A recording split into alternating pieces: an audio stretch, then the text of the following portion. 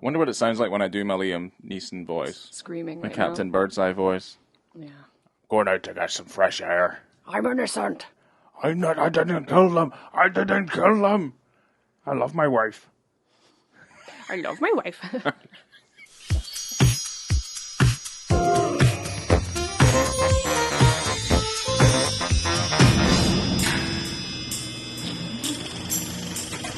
Well, hello there. Welcome to On the Beat, the podcast that uncovers full frontal male nudity in cinema. My name is Laura, and I am joined by my co-host Ryan.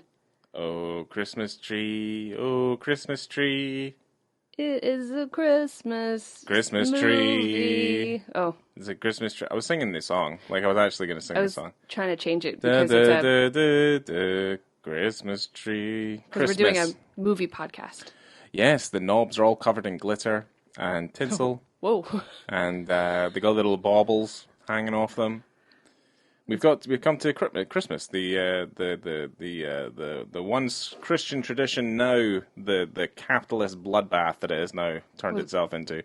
Pagan tradition, but that's fine. Either way, That was absconded. I thought it was Jesus' birthday, right? Happy birthday, Jesus. Happy birthday, Jesus! How were you born? No one really knows. It's unexplainable. It's a miracle, as they say. It's a lovely fictional tale that was written in a book, and now we get to give each other presents. Yes, there's a book full of moralistic tales to live your life by. And because of this beautiful story, we get to look at wieners and Christmas movies this year. Our first of the 2022 Christmas season. Yeah, did we do Christmas movies last year, or did we just do movies? I Did genuinely don't remember. Oh, okay. Well, I guess it's really not that important, but yes. And for this very first movie of the Christmas season, we are uncovering the 1991 thriller Under Suspicion, directed by Stephen Hopkins, starring Liam Neeson, Laura San Giacomo, Kenneth Cranham, and Maggie O'Neill. Are you sure that's correct? It's Simon Moore who directed this. Oh, God. So funny. I actually wrote Stephen Hopkins because I was about to say, this is not the Under Suspicion directed by Stephen Hopkins. Yes, that movie... This is the Under movie, Suspicion directed by Simon Moore. Yeah. I messed that up. You did mess it up. Because I wanted to say, this is not the Gene Hackman, Morgan Freeman movie. Wow, because we were all going to say that probably. We was talking about the other movie. Well, the other movie's also not widely available either, whether or not it's any good or not. I mean, this one's also not very good either. No, we didn't do a double feature of Under Suspicion. No, we didn't feel the need to. It was already quite torturous trying to watch this film a second time, Yes. of which I kind of came in and out of this film because I felt like I remembered it quite succinctly the first time round. This is not true. So let me just drop the synopsis real quick, and then we'll obviously get into the film, but I didn't remember it very well, and Okay. then you proceeded when the movie began to tell me how it went. And it's a twisty-turny thriller. Yeah. Right? So you said, this is how it's going to happen. This is who are in cahoots, and this is how it ends. I was 90% spot on. You weren't. You had the people wrong. So the whole movie, I'm going, how is this possible? Anyway, so the synopsis pulled from Letterboxd is, in the late 1950s, British police officer Tony Aaron resigns from the force after sleeping with Hazel, wife of the man whose house he was supposed to guard. In his new job as a fake private investigator, he helps couples get divorces by photographing Hazel having affairs with the husband. When she is murdered during a job, Tony begins having an affair with the dead man's mistress, Angeline, while trying to prove his innocence. So, I mean, that's not too far removed from what I wrote down after not watching the movie that much today. It's a whodunnit, and I don't know if a lot of you know that I'm not a huge fan of whodunnits. I find them a little bit annoying, just trying to trick me. Yeah, just tell me a story. You're not a Hercule Poirot? Poirot? See, I can't say that. I've never Poirot. Poirot. Poir. Like petit pois? Poirot. Yeah. Poirot. And it's also a thriller. Yeah, I don't. Yeah, well, I've got. Yeah, I mean, I guess I'm going to get into Simon Moore, Oh my obviously. god. Yeah, just to reiterate, this is the 1991 Under Suspicion, directed by Yeah. Simon Moore. I'm going to keep messing that up. Yeah, I don't know why you keep on messing that up. We had a long discussion about this before we decided to do this, to the point where I forgot we'd even watched this film, and I was like, "This doesn't look the same as the other one." I'm like, "What? This one with Gene Hackman and Morgan Freeman in it?" Which I would have been interested to watch because we would have had more to say about Stephen Hopkins because he directed Predator 2 and Blown Away. He did, yeah. I did start doing my research, and I was like, "Fuck yeah, this guy! Like, he's fucking been there. And He's you get done to talk some about stuff." Predator. I get to talk about Predator 2, 2. which I think is a good movie. I know Yeah. people out there don't like it, It's, but you know what? You're wrong. But anyway, I love Danny Glover. that's fine. He's getting too old for this shit. But Damn right. yeah, this is the Simon Moore 1991. I have it written down here as a neo-noir erotic thriller, Yeah. and it's his only film that he directed, Yeah. which would make me kind of think he's primarily a writer, which is what he is, and we'll go into it. But I feel like there was maybe someone else was probably expected to direct this, and because nobody else would do it, he just kind of ended up stepping into the director's chair. But he also wrote this. He did, yeah. So do you, but you he's think that he primarily wrote it and then... I don't think he made it. I don't think he wrote it to make it. I think he wrote it to obviously pass it on to somebody else. Interesting. It's not the worst film in the world. I just don't think it's particularly good. No, Honestly. And it's got a decent running time. It's about, 99 minutes. It's very respectful of your time. I appreciate that. Yeah. Especially after that last film we watched, Aptly, in the Fields of the Lord. Oh, I completely forgot about that one. Yeah. That was almost 4 hours long. But that film, well, actually, no, unfortunately, Aptly in the Fields of the Lord is actually a better film than this one. Even though it's a little bit longer. It kind of depends on what you want. Like, what do you want? What do you want from a movie? I want to hear Liam Neeson grunting and groaning while humping a woman in a shower. Well, let's That's what I want for Christmas. Let's cover Simon Moore first, because I feel like, we give everyone else that dignity. Okay.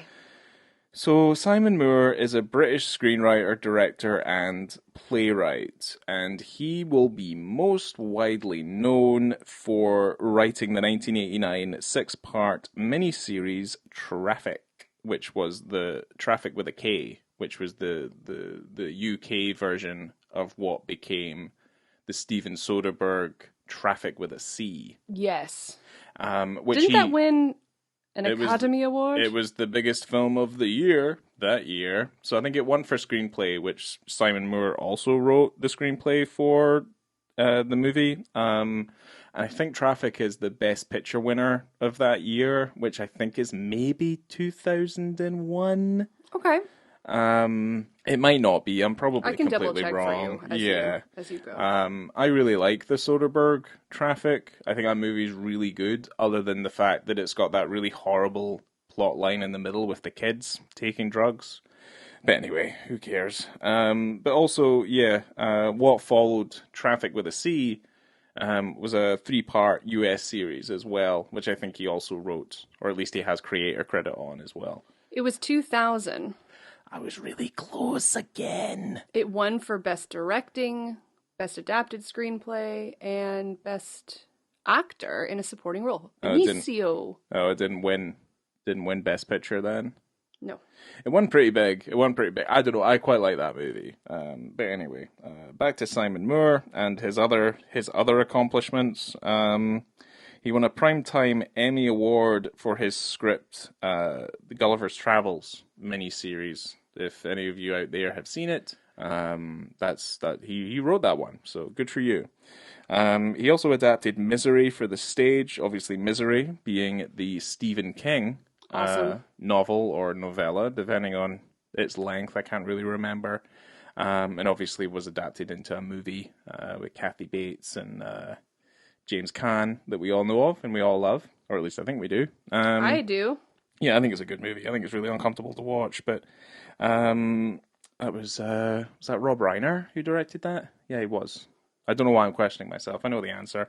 Anyway, So he did, he adapted it for the stage in '92, and he also revived it again in 2005.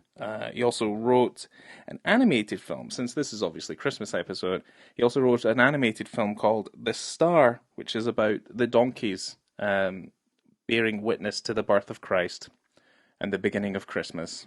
Wow, okay. Yeah, it didn't sound like it was particularly interesting, but there's a commonality there. It's set at Christmas. You might as well have looked at it from the perspective of a donkey watching the birth of Christ. Why not? Just for fun. Why not? It's an animated movie, so it's there indoctrinating children into the ways of the world from a donkey's perspective. Everyone loves a everyone loves a good donkey animation, I suppose. So that's fine. And I guess one of the other more notable things is he wrote The Quick and the Dead, that obviously was directed by Sam Raimi. And I won't go into kind of like, because the Wikipedia was pretty dry. Did you know that The Quick and the Dead was inspired by spaghetti westerns? Oh, wow. Yeah, you wouldn't have thought that, would you? Who would have thunk it? Who would have thunk it? Yeah, they were really, whoever was updating the Wikipedia page. And I don't know, like, if anyone complains that we use Wikipedia as, like, one of our main sources. I'm also like, where the fuck else am I meant to go other than IMDb to get my my information? I check my sources. If I go to Wikipedia, I use it as a reference point, and then I check all of the sources. That's what I do. Okay. Because usually what I'm checking for is just straight up facts, unless it's a piece of information that's just like wild and out there. I'm looking for facts. Wikipedia.com. Yes. Simon Moore also directed 2001: A Space Odyssey. That's what I also said in Wikipedia. But anyway, let's just say that. But yeah. Speaking of 2001, yes. The Best Picture winner was Gladiator that year. Oh, that's a good year. Yeah. That's a really good year. It's pretty decent. Yeah. I'm not finished. There's still more Simon Moore trivia that I have to put out there. But here's the thing. Here's what he said about writing The Quick and the Dead. So he did say, when you introduce women into that world, interesting things start to happen. Like what? I think it's you could actually say that about most times in history, that if you do insert women into them, then things start to get interesting. It's a male-dominated world. Gross. The Western world. Like the Western, as in the Western. Like the pew-pew, men on horses, cowboys, sheriffs sort of thing. Yeah, like that bullshit, that time in history. When you insert women into there, it starts to get interesting. Because we've all watched Westerns. Women aren't really doing anything other than cooking and cleaning and just being damsels. Or if it's a John Wayne, or if it's a John Wayne movie, getting put over his lap and then spanked repeatedly, because that's hilarious. Oh, great.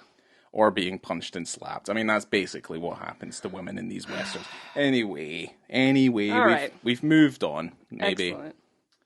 Excellent. Yeah. It's funny. I don't know if we talked about this in the Color of Night episode, but you were saying how going to Wikipedia and going to IMDb and kind of getting information. Well, they're user generated. Right. So because of that, and I've probably talked about this before, but it just reminded me of when I was doing research on Bruce Willis for Color of Night, and then I got into an argument with a guy, or I sent him messages because he wrote on IMDb. I think he wrote on IMDb, and then he also wrote an article stating that the director of the film used a stunt cock for Bruce Willis because Bruce Willis's penis was too small, which wasn't true. Mm-hmm. And so I hunted that guy down on the internet, and I sent him messages. And I said, please show me your source for this information. And it took him months. And he finally messaged me back. And he goes, I'm so sorry. I just saw it written somewhere. Yeah. Well, perpetuating lies about Bruno. Yeah, but we also pointed out that that's modern journalism at its finest right there, though. Like, that's kind of how it is. Spreading false information about my boy. Like, that's unfortunately the world that we live in now, where it's just full of misinformation. Or at least you can put a piece of information out there, and then people digest it, and then, almost completely unknown to the people who have finally digested that information, you can just retract it or just say, oh no, well, we were wrong there, even though things like that now, unfortunately, lead to people doing crazy things, and then tragic events happen. So that's the harsh reality of what we're going through right now. Well, this is a pretty Merry insulated Christmas. incident between me and that man on the internet. Yeah. So we squashed it, and I think we're both cool now. And he won't be spreading Cool. that lie anymore. Yeah, I don't think him. It didn't incite too much violence on my part, No, but it was close. that's true. It did not. Him saying that particular piece of information about our boy Bruno didn't lead to a mass shooting. No, and it didn't leave. It didn't lead me to put a poo prank, and that's violence for me. You know? Yeah, well, I mean, that's true. But I didn't do it. I didn't do it, everybody. We fine. resolved it like adults, and everything is fine. Yes. It's even better when you resolve those sorts of arguments in Instagram comment sections as well, because everyone's correct. Yeah, we're all right. Everyone's right. In their own way. So, you just got to listen to both sides of the story. So, do you want to hear the tagline of this film? No. Oh, wait, Too late. yes. You have to. Oh. How close can you get to a killer before you're too close? What? That's stupid. In Liam That's Neeson's dumb. case, it's probably in bed Yeah, probably. with them. I think I love you. Everything I do, I love you. His 5-star Liam Neeson impression, everybody. Yeah. Hold It's on like, to your butts. It's like late era Liam Neeson, where like he's dissolved his Irish accent into something that's like it's like Taken. It's like Taken, and what's the other movie where he's on a plane? Is it called like Collider? I don't know. What's it called? Commuter? Commuter. Yeah, there you go. That's probably both of them are Liam Neeson. Oh wait, no, movies. that's on a train. There's one on a plane as well. It's like commuter, or like, I believe it. or like, yeah. Or What's the one with where he fights wolves? in That one's the pretty Grey? cool. The Grey. Yeah, love it. Yeah, You're he's just gonna not- make me pull up Liam Neeson online, so He's not. Yeah, he's not bad in this movie. He's probably the main highlight. There's a lot of kind of cream of the crop, like British TV actors in this movie. And I guess we'll get to them as we do. Yeah, a lot of them from A lot of growing them- up a lot of them- with them on Yes, TV. a lot of them I know personally. Oh, lovely. No, that's not true. I mean, Why just didn't you the get them people- on the show? Because when you're growing up and all you have is a TV, and that's your best friend, it's kind of like being in prison. Oh, You do think that people are your friends when they're obviously not. that's pretty sad. We're in the season of make-believe, so you might actually start to hear some things that aren't true. But anyway, The first 4 to 5 minutes of this film are an absolute ride. It really starts off with shotgun bangs I mean, right out of the gate. yeah, but I mean, it starts off with a fantastic title sequence. I think it's really good. What do you mean by that? The title sequence. Like the title cards? No, the title sequence. Yeah, the first 5 minutes of the movie. As in, like, the Under Suspicion title. It looks like that glass you like so much. Oh, block glass. Yeah, it looks like block glass. There's It's like a lot if of that you in look this. through block glass. I love block glass.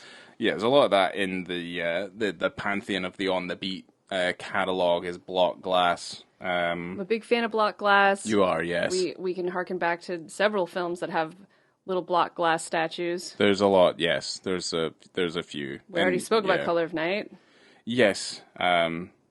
Yeah. Fisher well, King. But anyway, I was couldn't afford it. just referring to the kaleidoscopic nature in which the title reveals itself. And I think the font's like Gothic Bold or Impact or something. It's one of the least attractive looking fonts out there. So whoever's doing the typography, I don't think it's particularly good. It's just a really nice juxtaposition between the ugliness of the titles and then the loveliness of Liam Neeson. I Moaning think and that's groaning. what they were trying to go for. Okay. Well, it's kind of, this story is based in some level of historical fact, right? Yeah, I mean, you can use things that happen in history and then make a fictional tale Yeah, kind of based like in history. yeah, kind of like the Crying Game. Yeah, Yeah. you have a historical events happening around you. So, I Yes. mean, but that happens after this beginning part where we have a whole long title sequence telling us exactly what's going on with the UK divorce laws. Yes. So, Well, let's not gloss over the first 4 minutes, because no, because this is the dick scene. it's Yeah. the dick scene in the first 4 minutes of the film. Pretty much. There's boobs at 2 minutes. It's really quite something. So you kind of see basically our two main characters, really, at the very beginning of the film, in kind of like a hidden car, like a cop car, and Liam Neeson's dressed up in his cop outfit. They're staking out. Yeah. Well, Yeah. they're meant to be watching this guy's house. Okay. So they're meant to be protecting the house. Okay. And the husband apparently, who they're meant to be, I don't know, the guy that owns the house, whoever, this guy. The husband. He's not home. He's not home just now. Just now. So Liam Neeson goes like, oh, I gotta go out for a breath of fresh air. Gonna go out for a breath of fresh air. And leaves, and his partner's kind of like, dude, where are you going?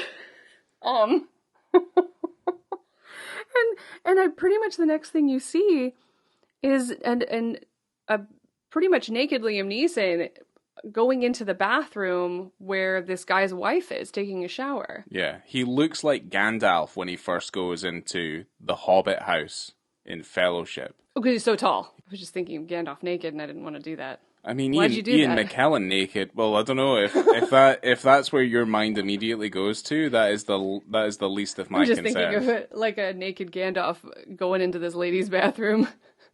Yeah. Well, I mean, little Frodo doesn't want to be there because he's at fucking eye level with his junk. Like, he doesn't Yeah. want to see a wizard. He doesn't want to, a wizard slave. Like, he doesn't want to see any of that. No. So, luckily they left that bit out of the movie. Yeah. Even though it's in the book. But I should call him Tony. His name's Tony. He gets naked before Big he even Tony. gets into the bathroom, which I love. He just like kind of crawls in to the bathroom. We got this lovely lady taking a shower, and immediately you kind of know this has been happening for a long time. Like, these Yes. guys have been banging for ages. Okay. And the partner knows. He has to know. He's Well, like, how do you know they've been banging for ages within the context of the film? I feel like you're grasping I'm at not. straws here. because his partner kind of did an eye roll when he goes, oh, I'm going to take a walk. He goes, oh, come on. And he goes, well, the husband's not going to be back for hours. So it's like he knew what was going on. And then Okay. the wife, it's not like, imagine if you weren't banging this dude and you're taking a shower and some gigantic cop just walks into your bathroom naked. Horrifying. They've been doing this for ages. That would be a much more interesting film, though. No, personally. it wouldn't. That's my worst nightmare. And then Hello, I've come to see you. no, my husband's coming home. I heard this. I've been watching your house for months. I heard there's fresh air in this bathroom. Ew. Fresh sex. Yeah, it's not fresh very. sex. Yeah, what happens though? Like, well, at 2:30 you see some boobs. And there's a lot of moaning and groaning. He does this Liam Neeson grunt, and it's like oh, it's not sexy, but they're really going for it right out of the gate, and Right up against the bathroom door, so it's banging against the bathroom door. yes, And lo and behold, what would happen? toot toot. The fucking husband comes home. Here he is. Holy shit. And that's where his partner sees the husband coming, and he goes, "Oh Yeah. no!" And so he Aye. goes to try to get Tony, which Aye. is Well, he has another that reason why yeah. I think that they've been doing it for ages. Yeah, but he also has that silly look on his face like he's overacting much. You know what I mean? Where it's just like, I can't believe the husband came home. What a quandary. But, the husband realizes that, they're having sex in the bathroom, so he immediately goes for his shotgun, gets his shotty out of the drink cabinet. And, And you can see there's a bunch of old Western novels sitting on the table where he goes and gets the shells for the shotgun. he's a real, let's say, enthusiast. Because he's not a farmer. No, but this is also in the UK as well, so it's not like it's not like copies of Guns and Ammo are sitting on his desk. It's a little bit more traditional. He's a little bit more of a traditionalist with his Roy Rogers stories and stuff. He's a rich guy. I don't know why. I don't think they ever explained what was going on in that story anyway. Why they were watching the house, how he even met this woman, why they were banging, and why this guy has guns. I think, like, what I was referring to earlier is that you do kind of feel like maybe you are clutching a little bit at straws because you're not really given a lot of information right off the bat. You're kind of just meant to piece it all together. Which is another reason I don't like whodunnits, and I feel like I'm getting the rug pulled out from under me. I mean, to be fair, this opening segment is it's just character stuff. It's none so of good, this, though. yeah, none of this stuff really kind of comes into play after it's all over. You know, you could have actually have just cut into the movie without this bit, really. But then if we didn't have this bit, then It's the best part of the movie. Yeah, but you could have just cut it out completely and then just truncate it all with dialogue and stuff like that when you start on the train scene. I mean, this is the dig scene. If this thing didn't exist, we wouldn't be covering Under Suspicion. So in some way or another, it's the best scene. In another way, it's the worst scene because it means that we have to cover Under Suspicion. But anyway, carry on. He's got the shoddy. He's got the shoddy. Yeah. And he's gonna shoot someone with it. he sure is. So. Well, he tries to, the partner comes in, goes, "Oh, don't do it." Shoots at him, shoots through the bathroom door. I'm pretty sure that Liam Neeson climaxes at the moment the shotgun goes through the door. There's some nice cinematography with groans. with the groans. There's some nice cinematography with the gun stuff in this movie, I will say. It's kind of like he took a leaf out of like Sam Peckinpah, and he just made sure that like anything that the gun hits or makes impact with, we'll shoot it in slow motion so it looks a little bit more impactful. Because he blows a massive hole through the bathroom door. Oh yeah, and obviously Liam Neeson completely stark bollock naked, completely naked. Yes. And his partners ran into the house to like plead with him, and he knows he's a copper, right? He must know he's a copper. Oh yeah. And he fucking shoots at the copper down the hallway. He's mad. He is livid. He's a mad Bedlam ensues. Mad dad. He's a mad dad. Oh, the dadness. The dadness comes to call. Angry dad. So this is at about 3 minutes and 53 seconds into this movie where Liam Neeson jumps out of the window, the upstairs window. It's not as action-packed as we might be making out. It's really good. He kind of climbs out, he's onto the small section of the roof, and then he's in the yard, and he's running, he's naked. Naked. Completely naked. Everything's wobbling around. In a big wide. I mean, you just see him up there, jumps off the roof, running through the tennis courts. Yeah. It's raining. So the sprinklers are also on for some reason. And it's not raining. The sprinklers are just on. I thought it was also raining because he felt like he was also extra wet when he was hiding in the bushes.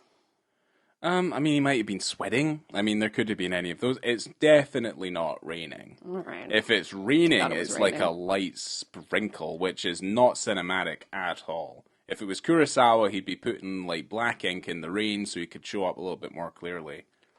All right. But it's not that. Cool guy. It's not that. Well, all right. I'm sorry. Yeah, I'm the kind of cinema guy that everyone hates. Obviously, you know what I mean. But dropping Kurosawa knowledge on us. That's fine. Well, you should all, instead of watching this movie, because if you're watching this movie and it's your favorite film ever, grow up. Go watch something else. This is no one's favorite film. I mean, it's it might be. Right down the middle. I think, well, we were watching the new Scream last night, and there's a line in that movie, I think that movie's crap, but like we were watching the movie, and there's one of the characters in there who's like the Jamie Kennedy ripoff, who's like obviously very knowledgeable about cinema and everything's like this and everything's elevated. They go on about like, well, you know, you might not like the film equivalent of the Scream movies in that universe is the Stab films, right? And she makes a very valid point where she's like, well, Stab might be someone's favorite film ever, so there's no point in trying to diminish it. So maybe Under Suspicion is someone's favorite film. This is the kind of film my gran would have loved. This is the type of film that I do love. So, you know I love erotic thrillers. So this is now in your top 4 now, I said this is the kind of film that I love. I do not love this film. Okay. So, more police show up. We're going to talk more about the first 5 minutes and then just gloss over the rest of the film, by the way. Yeah, we're not good. Yeah, because it's all fairly kind of standard fare. But more cops show up, Yeah. and the husband's still out there with the shotgun trying to get Liam Neeson. By the way, he climbs over a fence. I'm pretty sure there's barbed wire over the top. Totally naked. Yeah. And his partner's trying to help him. His partner gets caught. Yep. On the barbed wire. And this guy is ready to shoot this effectively unarmed police officer stuck on the fence. He's going to shoot anyone that comes near him. Yeah. So and he's like, help me, naked Tony. Like, get me off the fence. Tony, help me. Naked Tony, help. Tony. And... I'll come to your aid. God. But one of the other cops that shows up gets caught, basically, by the husband and gets shot right in the belly, right? So the cops come behind him. They do the primary thing that you shouldn't do with anyone who's got a gun. And I know this because I wrote a cop show for a wee while.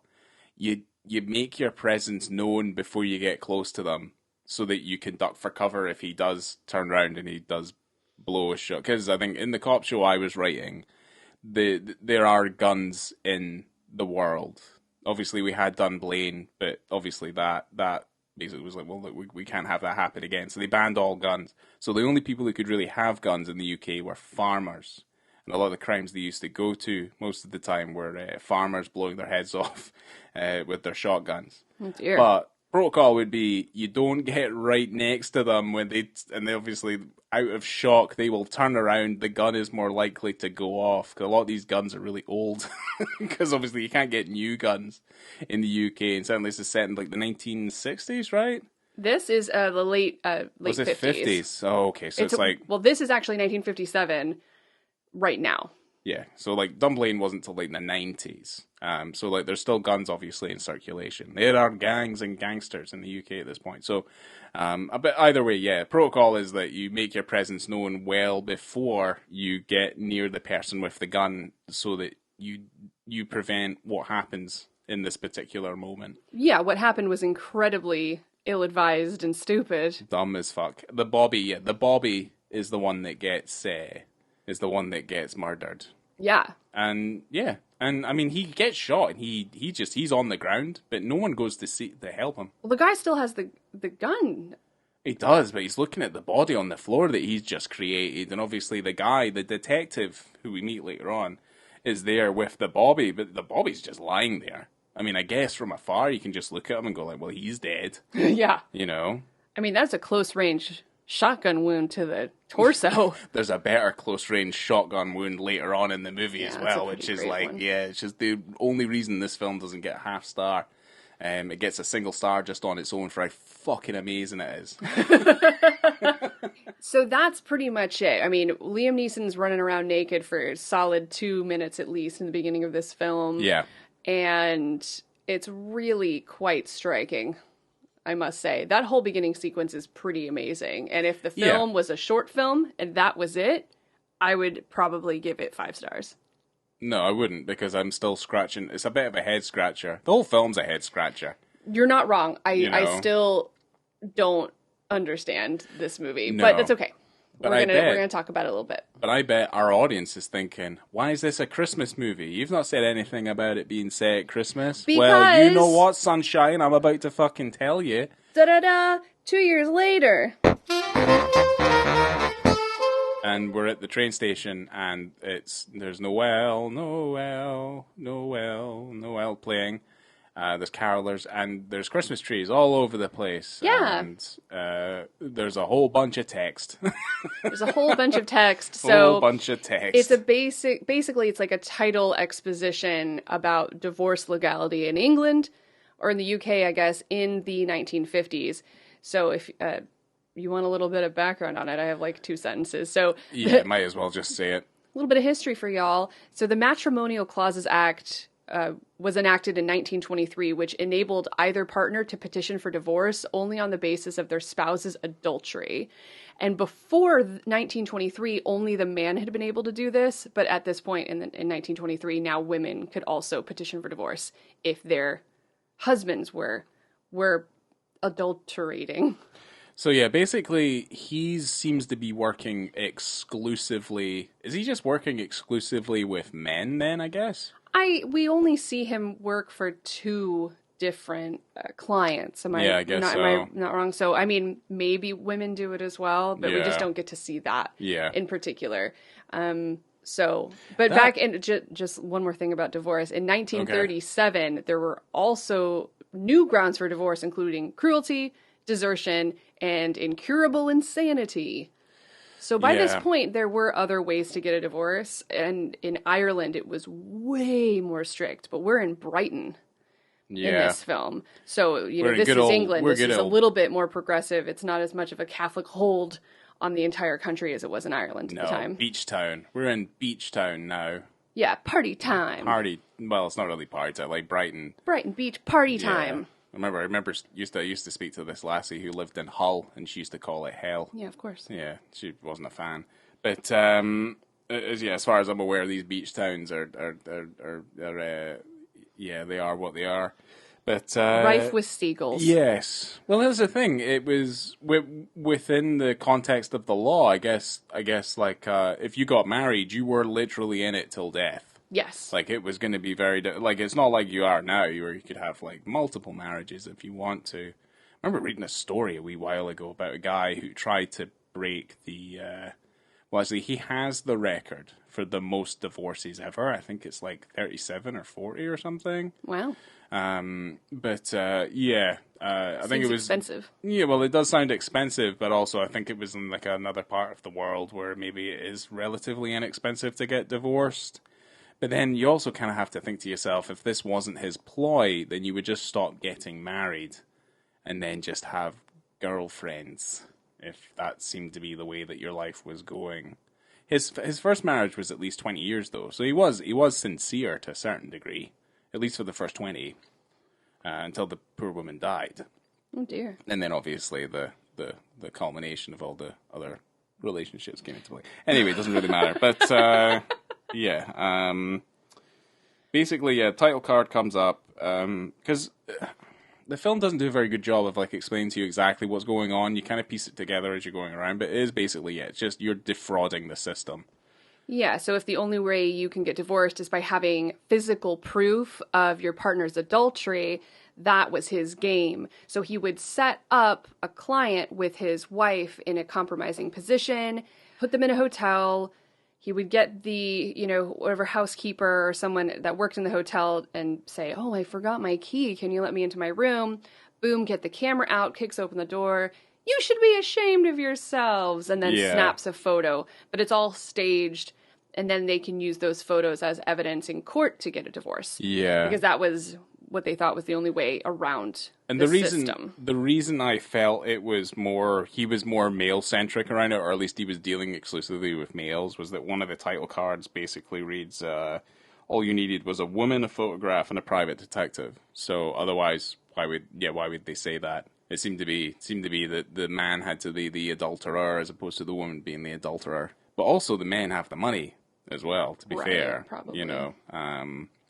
The men hold the purse strings in this time. So, let's carry on. Let's try and get through this. So the whole kind of crux of the story comes in where, this is regular day-to-day kind of business for this guy. This is what he does. Everyone knows about it. The police know, and everyone's kind of annoyed. They don't like it. They know that he's faking these photos, but no one can prove it, I guess. Yeah, but he's also not in the police anymore because he was removed after he effectively caused the murder of one of the officers. I'm surprised. I don't think did they specifically say that? I thought he kind of maybe just retired. He's not a copper. No, I thought he just said, "I don't want to be a cop anymore." To be fair, because I did a bad thing. Yeah, but to be fair, he's not a cop probably specifically for that one reason. Yeah, that whole event. And he also married that woman he was having an affair with. Yes. So the woman from the beginning of the film, she he comes ends up back marrying him, but she's part of his whole... Who's that woman? What's that woman's name? The actor's name? The actress's name? Her actual name is Maggie O'Neill. Yeah, because she's in a bunch of stuff. If you've ever watched Shameless or EastEnders, she's a staple of British television history. Has a memorable face. She looks Memorable very face, familiar. and she's also got a very memorable voice, as far as I'm aware. She's quite a character. But anyway, They didn't really let her speak a lot in this film. no, because they only show two instances of him performing this this duty, I guess. One success and one... Is an unmitigated disaster. And for whatever reason, because one of the other clients that comes back later on in the movie, he's like a barrister who's just desperate to get rid of his fucking wife. Yeah. God knows. But yeah, he's just desperate to fucking get rid of her. And he's not particularly, I think for whatever reason, I think Liam Neeson, I think Tony uses like prostitutes. And he wasn't particularly comfortable with obviously actually having sex with an actual prostitute because it sells better, I guess.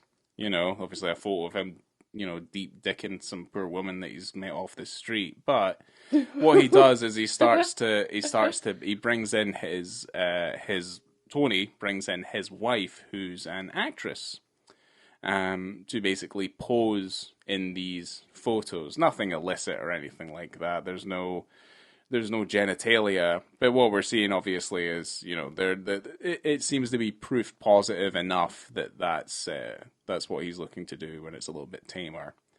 But bringing his wife in is a horrific mistake. Yeah. So during this massive disaster, the same thing happens. Get the housekeeper to open up the room so we can kick it open and go, "You two should be ashamed of yourselves," and take a photo. Mm-hmm. But what he ends up taking a photo of is a massacre.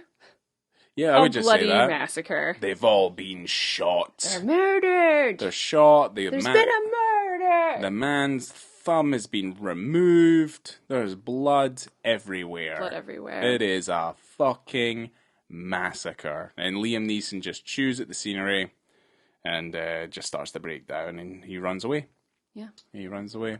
Then the police get involved, and then this is the moment where effectively we are, I guess this is kind of where the film effectively begins. This is where the whodunit starts. And this part of the film, the whole whodunit, the mystery, the investigation goes on. The movie is just over an hour and a half, but this whole part of the movie is about an hour and 10, an hour and 15 minutes long. Like an hour 20. Like it's the whole huge. movie. Yeah, it's the whole film. And it's all, how could this have happened? Who did it? It must be you, Tony. No, it must be the mistress. And it's just...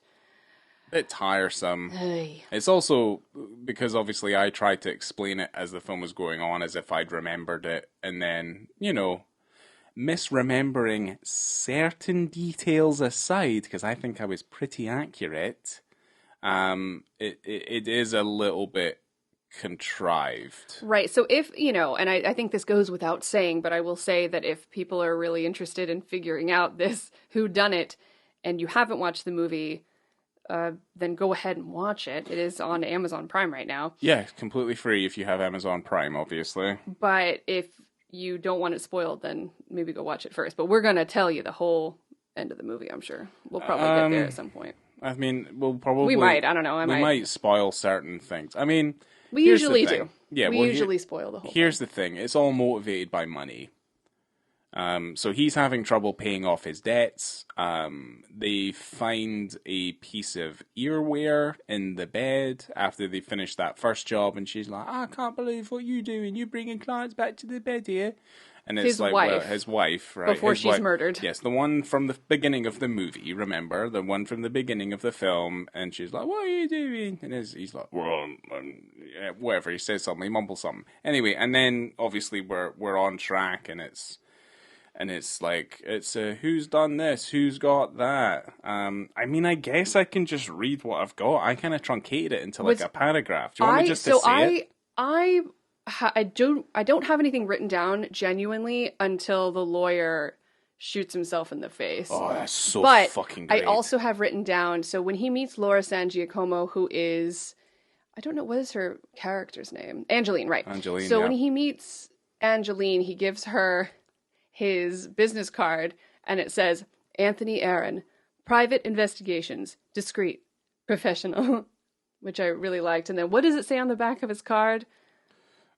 There's a lot of like there's a lot of fantastic moments where we have these close-ups on like notes Yes. and business cards and stuff, and they have probably the most forced pieces of writing like written on them. And I mean, on the back of the business card, to try and, I guess, like to entice her to have a conversation with them, like during the course of the investigation. But he wrote on the back in big block capital letters, "My wife got killed as well."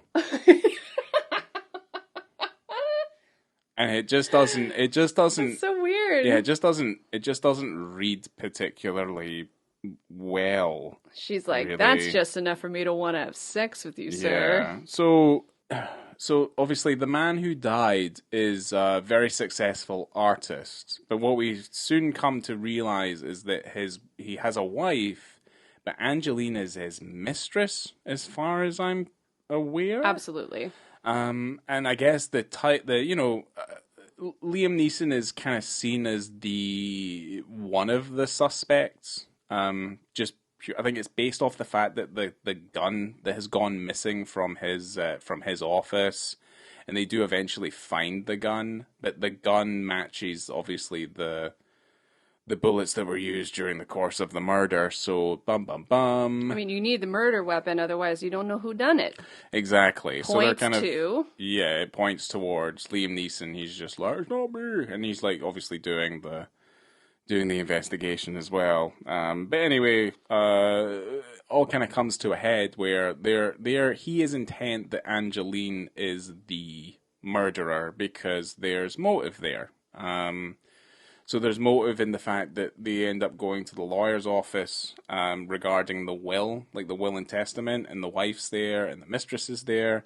But what they find out is that the mistress has gotten all of the money and he had rewritten the will on the day that he died. Whoa.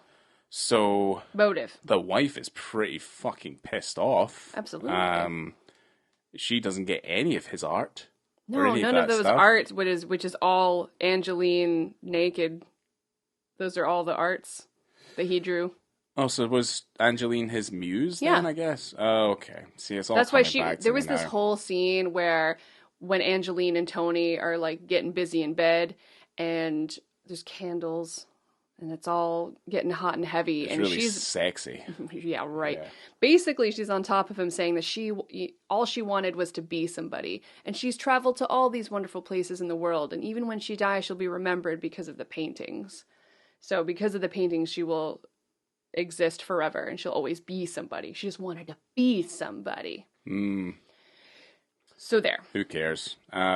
Yeah. No one really gives a shit. But what we really need, Ryan, is we need that thumb. That thumb will point to who the real murderer is. Yes, someone out there has a thumb. They got that man's thumb. Yes, they've got a thumb in their pocket somewhere. I mean, did we gloss over the lawyer shotgun thing? I'm just saying that they need the thumb. But the thumb. So... Because they get the gun eventually, right? Yeah, and that's the coppers fine. get the gun. This is the worst. This is the worst telling of this story. It is, yeah. We're not really painting a fantastic picture about like what we're doing. I mean, if you let me read this paragraph, okay, it would go just ahead, kind of go tell ahead. everything. Right. So let's just what I'd written down. Like I said, is all motivated by money. The wife finds the earring. We kind of understand that maybe he's been colluding with like the wife, widow, mistress during this time. Because obviously the mistress gets the money and she gets the paintings. And obviously the lawyer who did the will is the guy that ends up killing himself later and writing another equally fucking idiotic note. I have that note written down. Yeah, so they go to see the lawyer because the lawyer is going to... spill the beans. I guess spill the beans about like what happened and stuff like that. But basically, as they walk into it, he's putting a shotgun in his mouth, and easily probably one of the best looking pyrotechnic effects with obviously a puppet, like a model man is there, and he shoots himself. He shoots himself in the mouth so fucking hard the whole body rocks itself out of the chair. And it's all just like flare and pyrotechnic and stuff like that. He just like blows up into a puff of smoke and then falls on the ground. Amazing. And it looks awesome. But then there's that note, which I'm sure you'll tell us. So there's a death note, and you go, okay, so this is going to be his confession, and we're going to learn a little bit something here. And the note says, I can't go to prison, okay? And it just shows that. Yeah. And then you see it Liam Neeson's reveals face. It line by line, yeah. And then it goes back to the note. The note then says, Angelina had nothing to do with the murders. Back to Liam Neeson's face. He's sweating. Doesn't know what to do. Then it cuts back to the note again, and underlined in big black letters says, Tony Aaron killed them both. It's also in block capital letters. Underlined, scratched, underlined. On note paper. Just so you know you don't miss a thing, because obviously the audience are complete idiots, and we wouldn't know what was going on, so it has to spell it out real big for us. So basically, as we come to realize, is that we think someone's trying to frame Tony. Yes, well, he's been saying it for days. Yeah, but also Tony is making the police think that he definitely did the murder, but that someone else is framing him. Yes. Even though it becomes quite clear that he did commit the murder, the police were on the right track, and everything was going according to plan. But again, it all comes down to this thumb. The thumb. Because the thumb was taken off. And basically, major spoilers now. Angeline's about to leave. She's got her money. She's got her paintings. Neeson is in prison. There's a court case that we all see, and it's really long. It's really long, and we've already it's got the guy who plays New Taggart. Whether anyone from Scotland is aware of Taggart, plays New Taggart. He's the barrister. He's the other lawyer. And there's this whole thing about the barrister. The first guy who frequents the services of Mr. Tony is a barrister, and I think the first time we see him, he goes to his office. There's a break-in, and he can corroborate the break-in. But it doesn't fucking help Neeson anything anyway. He ends up going to get hanged. And his partner, amount of evidence, and it's all circumstantial evidence anyway, but they're going to hang him. They're just going to get it done, because that's how you close cases. That's right. So, you got to get those things in the books. You got to make sure you fucking hang that fucker, and everything's right away. All good to go, yeah. No time for appeals. No, get it done. No, because he did it, obviously. Duh. So... his partner, he's like in prison. He's just like, I need you to find the thumb. And he's like, he goes to his partner, who breaks in. Angeline's leaving. She's going to go to a fucking airport. She's going to go back to America, whatever. Yeah, the partner just rips apart her house. Yes. Just rips it to shreds. Looking for this thumb. Ripping up couches and breaking all sorts of probably very expensive items to find this damn thumb. And the sun's coming up. He's hanging at dawn, baby. You got no time.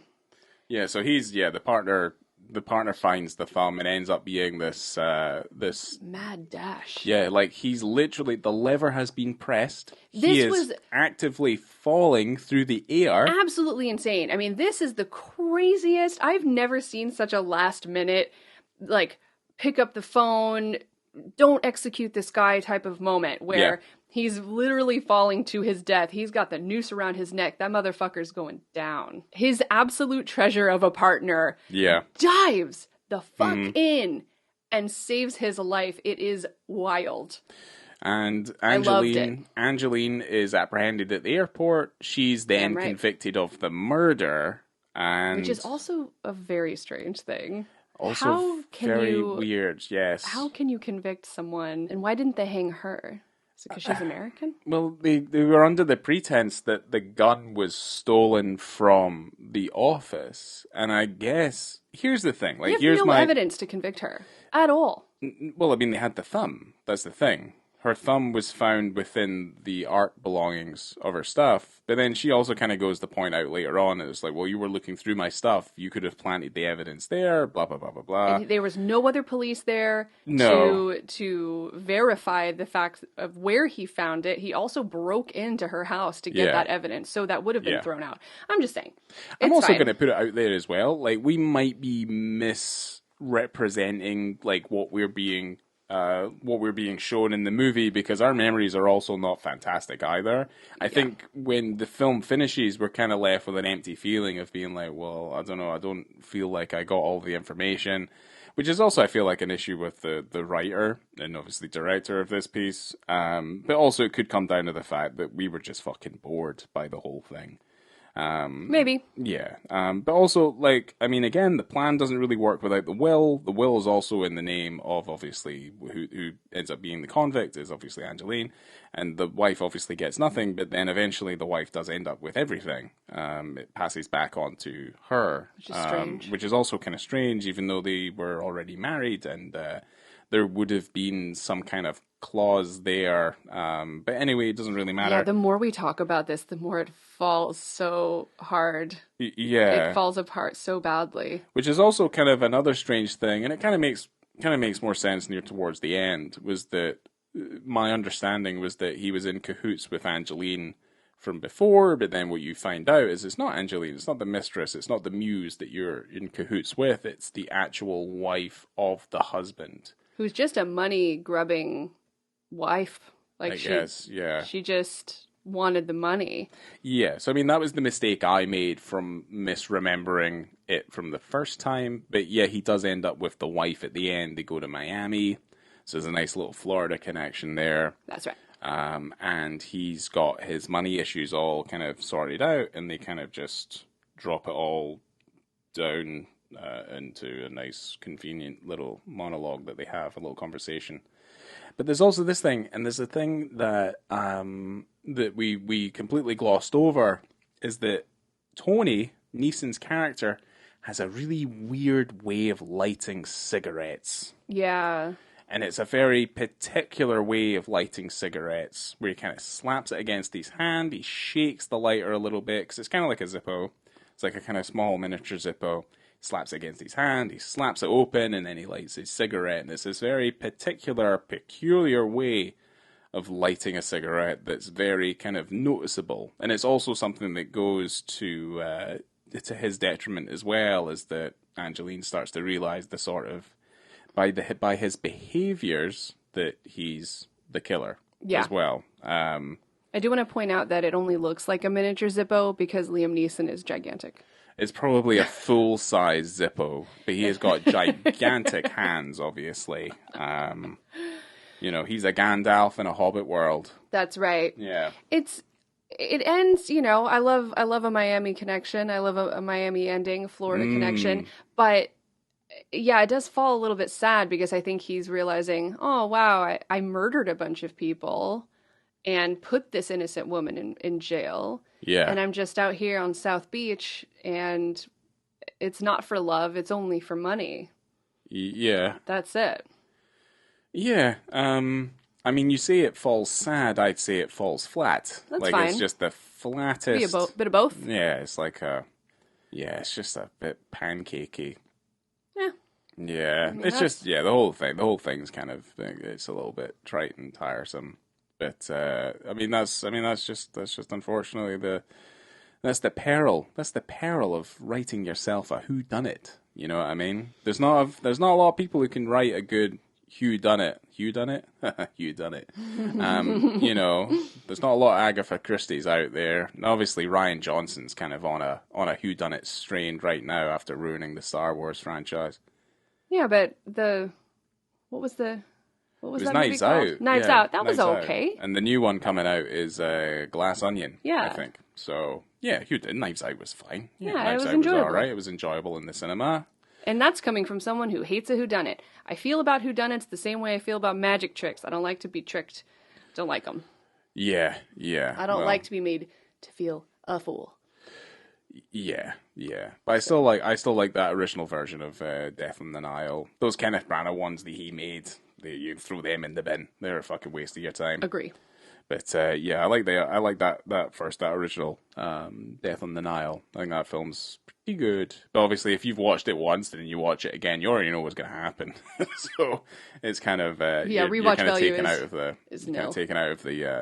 you're taken out of the story. So yeah, if you've listened to this whole thing, we've ruined the whole thing for you. I have some fun facts about the film. Wow. You ready for fun facts? I mean, I guess. I mean, how fun can they be? I don't know. I've got some stuff. Whatever. Okay. So Patrick Bergin was originally cast in Neeson's role, but dropped out due to what he called creative differences. Ooh. And you might know him specifically. This is how I know him. He played Julia Roberts' crazy husband in Sleeping with the Enemy. Oh, okay. Yeah, I know who you're talking about. Yeah.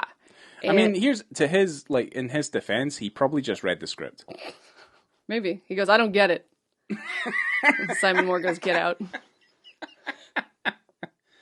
I wrote Traffic. Brian Cox and Sam Neill were also attached, but didn't remain on the film. Brian Cox would have made a fantastic partner. I think whoever I can't remember the guy's name, who plays the partner, unless you've got it. Yeah, Brian Cox would have made a fantastic addition to the film as his partner. Kenneth Cranham. There you go. There you are. So he's also quite a recognizable face in British cinema and British TV as well. So yeah. So there was a few working titles for this film. The original working title was The Other Woman. Okay. And the two other titles they had were Prime Suspect. Ooh, well that wouldn't have flown. Nope. And the other one, which is very strange, The Dark Horizon. Yeah, I don't get it.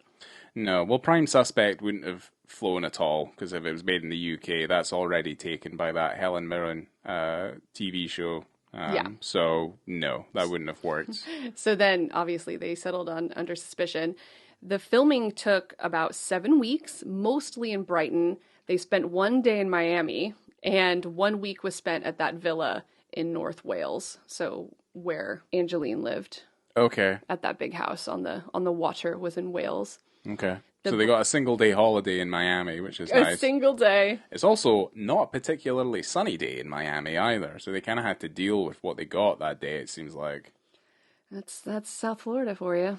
Yeah, it does rain a lot. The budget of the movie was $6 million. I mean, you can stretch that quite far back in 91. And so I just have like a funny thing that Liam Neeson took Brooke Shields to the premiere, and I guess they started dating in like late 91, early 1992. But Brooke Shields wrote about Liam Neeson in her memoir, and she wrote about him as a tall Irish actor who was 13 years my senior. He wooed me with his brogue, his poetry, and his shitty choice of cheap Pinot Grigio wine. Huh. Well, there you go. Even Liam Neeson couldn't please Brooke Shields. So, there's that. That's what that screams to me. Yeah. She's ungrateful. Well, she was also a child, so... I mean, no, how old was she? She wasn't 13. What are we talking about here? Well, she was 13 gosh, now years. you're going to make me check how old Brooke Shields is. Hold on. I mean, you can't just put that out there. She must have been in her 20s. She was born in 65. Okay, so what would... Oh, yeah, God. So she was like... Yeah. 25, Nice. So, 26. yeah, so she wasn't a child. Yeah, I guess that's not too bad. No. 26 and he's like 39. Yeah. That's okay. Yeah, that's all right. Yeah, it's fine. The film, as you could imagine, didn't win a ton of awards. None. Don't but, say. But Liam Neeson did win Best Actor at the 1992 Festival du Film Policier de Cognac.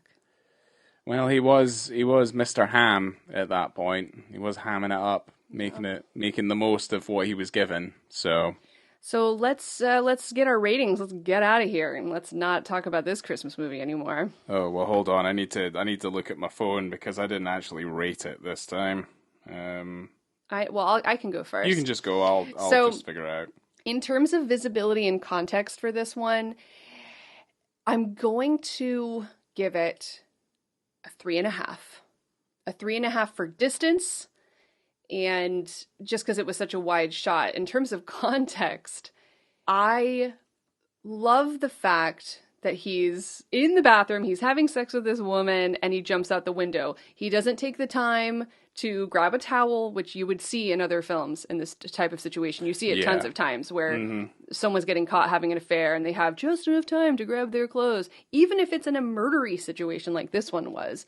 But he's like, nope, I'm obviously going to be shot if I don't jump out this window right now. Also, his clothes weren't in the bathroom. Oh, right. They were Because outside the door. They must have been outside the door because he walked into the bathroom, obviously. Totally. Yeah, he just Yeah, dipped in. Totally without his naked. clothes. Yeah, You're right. So they would be in the hallway. He could have grabbed a towel, but I'm glad that he didn't. So 3.5.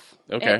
And it could have been more, but when you really do think about it, and you're not wrong, Ryan, that whole scene doesn't really need to be there. He could basically just be a private eye. Yeah, that whole who's friends with cops. That happens all the time. Yeah, I mean it's inconsequential. Right. You can write the other cop characters to just dislike him from the off for the fact that what he's doing is effectively fraud.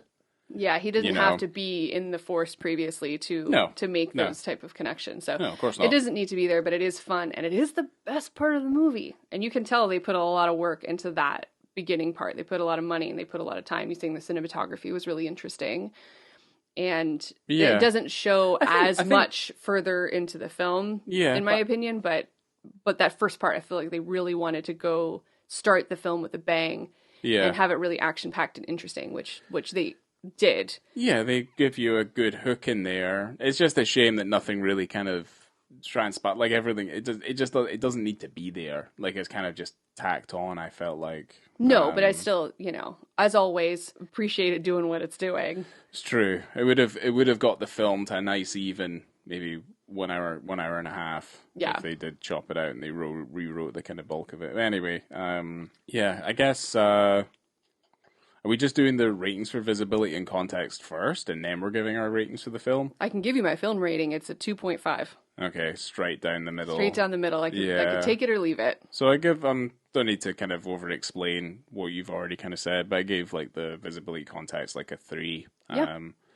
They could have covered him up, but they'd already set it up so that he couldn't. So yeah, there you go. Thanks, Simon. Thanks, Liam Neeson. But, I mean, I give the film 2 stars because it's a fucking snore fest, like, after that first kind of 5 to 10 minutes. Also, I'm just not a fan of, like, the story.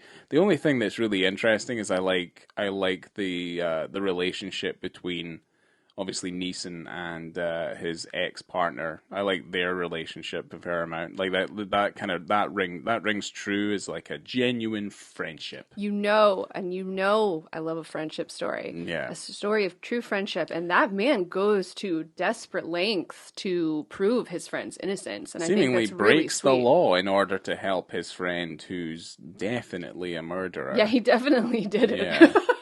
He definitely did the crime. Liam Neeson is not a good friend. He's not a good friend, but also his partner's probably not a very good cop, because all the evidence was leading to what, like, the jury and the lawyer, like, the prosecution were all correct.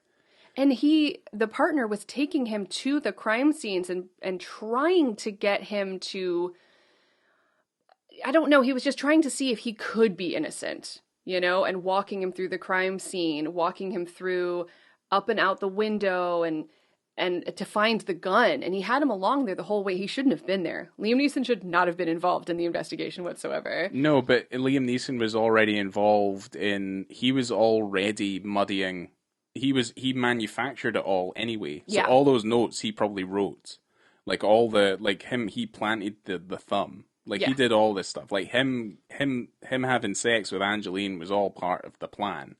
Like this was all that was going to happen because he'd already kind of figured it out with the wife widow before this all kind of happened. And also, Liam Neeson wasn't particularly fond of his current wife anyway. He says that in the course of the film, and then she's like, "Why have you got this earring here?" And he was just quite happy to blow her away, And it's rough. Yeah, I mean, not a good guy. Not a very nice man. But yeah, I find the film is a bit of a snore fest. So I kind of took my original rating from 2.5 to 2. It only gets 1 star for fucking Lawyer Shotgun. Yeah. And that shot is fucking sublime. It's really hilarious. Crazy. Yeah. Absolutely hilarious. But yeah, for the rest of the film, like it's completely avoidable. You don't have to watch it, other than for that first 4 minutes, and you can switch it off if you want. Yeah, and that's fine. You have that power. You can do that, and I would can do recommend that you do that. You don't have to watch the whole film. No. Just watch the beginning and just enjoy the rest of your day, really. You can just enjoy the rest of your Christmas season and not have to deal with the whole film if you don't want to. Yeah, pretty much. Yeah, pretty much. So, goodness gracious. Anything else you want to add? I think we know whether or not we recommend the movie we just said, so. Yeah, I wouldn't recommend the film. In terms of like anything else I want to add, I think I said earlier on that I think Rian Johnson ruined the Star Wars franchise. I would like to say and add to that Star Wars ruined the Star Wars franchise. Oh, shit. Okay. Like, I just had some time to think about it, and I just want to let everyone know that Star Wars has ruined Star Wars. Yeah, it's probably not his fault specifically, even though I think that film's awful. What's the first one? Force Awakens? Force Awakens, which is equally, I think it's really bad, because it's just a remake of A New Hope. I liked that movie. Did you? Mm-hmm. I didn't like it at all.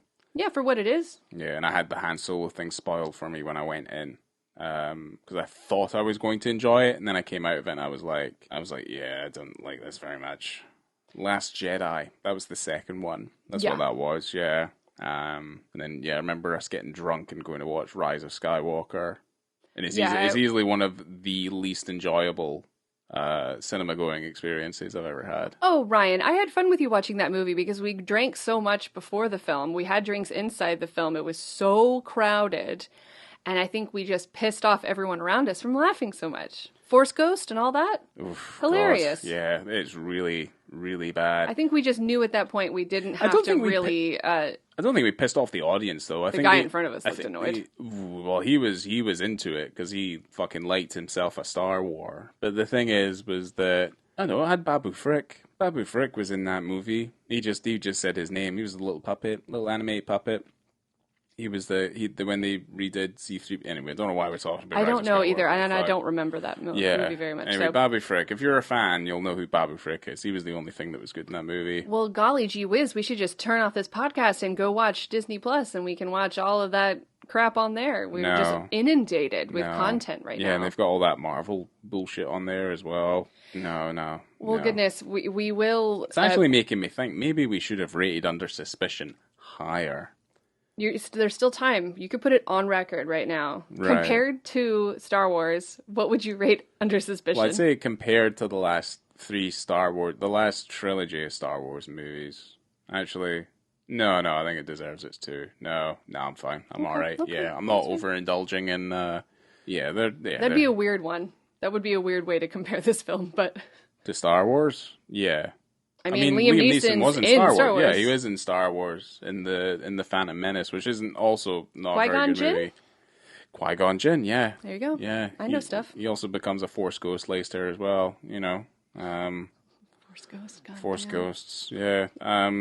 Yeah. I mean, he was in there. I mean, he's also he's also in Batman. He's in everything. He's Liam Neeson, for crying out loud. Yeah. He's in a lot of stuff. Yeah. All right. So great. Are you good? Yeah. Are you okay? I'm just annoyed now because you have to bring up fucking Star Wars. And then I remember that time sitting there that Christmas long ago and just being like, oh God, this is fucking terrible. Okay. Yeah. I'm really sorry. I'm not that sorry. I feel like it's just we're just destined to burn. And on that note, thank you so much for kicking off this Christmas season with me today, Ryan, with Under Suspicion. And everyone, make sure to get on the social medias because we put stuff up there sometimes, and it would be nice. You could send us a review as long as it's good. That'd be nice too. Yeah. And we have one more Christmas movie coming up on the 23rd, right? Looks like it. You don't get to know what it is yet. We'll tell you soon enough in due time. Yeah, we're trying to set up a kind of nice Christmas party thing. Bring a bunch of ex-guests in, past guests, into the ex-guests. That were inspired. I was trying to say X amount of guests. We don't know yet. We only have 4 microphones, so if we're going to bring in more than 2 people, which I'm wanting to do, we're going to share microphones. We have a real Christmas jamboree with all of our friends to watch a genuine. It's a good Christmas movie. Yeah. And it's a new Christmas movie as well. It's more recent than other Christmas films. There are can I say this? There are so many penises in this movie. It's insanity. I mean, we've probably gave it away now It's okay if they know. They know. It's a classic Christmas film. Yes, and it's going to be great. I'm really excited. Yep, happy Christmas season, everybody, and stay tuned, and we'll be back for more. And coming to you from the Tides Hotel in Miami Beach, I've been Laura. What was the other hotel called? The Rattler? Was it called? I don't remember. I didn't write it down. The Radish? Anyway. The Radish. Yeah, there you go. The Radish. The old Radish Hotel in Brighton. Yeah. Good old Rattler. All right. And you're Ryan. Yeah, no, sorry. I am. And see you next time. My God. Turn it off. I'm done. I am.